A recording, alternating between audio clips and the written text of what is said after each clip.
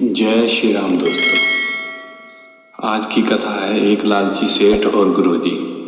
आइए कथा की ओर बढ़ते हैं। एक बार एक बहुत धनी सेठ अपनी मन्नत पूरी होने पर अपने गुरुजी के पास बहुत अच्छे अच्छे पकवान बनाकर गुरुजी को भोग लगाने के लिए लेकर जाता है। जैसे ही वह गुरुजी की कुटिया में पहुंचता है, उसके गुरुजी बहुत ही तपस्वी और अंतर्यामी थे। वह उसको देखते ही उसके भीतर की बात जान जाते हैं।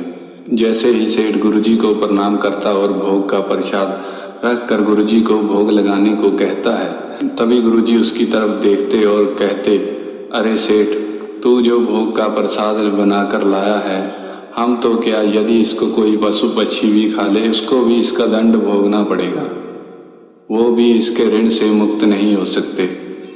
तभी सेठ समझ गया कि गुरुजी सब जान चुके हैं। तभी सेठ जोर जोर से रोने लगा और कांपने लगा और गुरुजी के चरणों से लिपटकर माफ़ी मांगने लगा।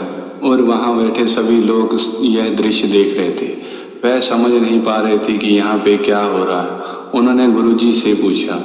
तभी गुरुजी ने सेठ को बोला, अब तुम ही बताओ कि इस भोग में किस गरीब का खून है। तभी सेठ रोते रोते सारी बात बताने लगा कि मैंने एक गरीब से 100 रुपये उधारी लेना था। वे मेरा कर्जा नहीं लौटा पा रहा था। मैंने जिस कागज़ पर उसके अंगूठे के निशान लिए थे, मैंने उस कागज़ पर 100 में एक शून्य और लगाकर मुकदमा दर्ज करवा दिया। उस गरीब ने मेरी बहुत मिन्नतें की, पर मैंने उसकी एक ना सुनी। उसने अपना घर बेचकर मेरा कर्जा चुकता किया। मैं तो पापी हूँ। हे गुरुदेव, अब मुझे क्षमा करें, मुझे इस पाप से मुक्त करें।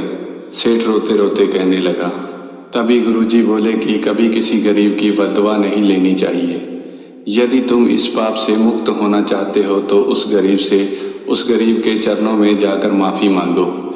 यदि वे तुम्हें क्षमा कर दे तो ही कुछ हो सकता है, वरना कुछ नहीं, और उसका मकान वापस दिलाओ। सेठ उस गरीब के पास गया और उसके चरणों में जाकर दंडवत प्रणाम कर कर क्षमा मांगने लगा और उस गरीब को उसका घर वापस दिलाया और उसको पैसे भी लौटाए।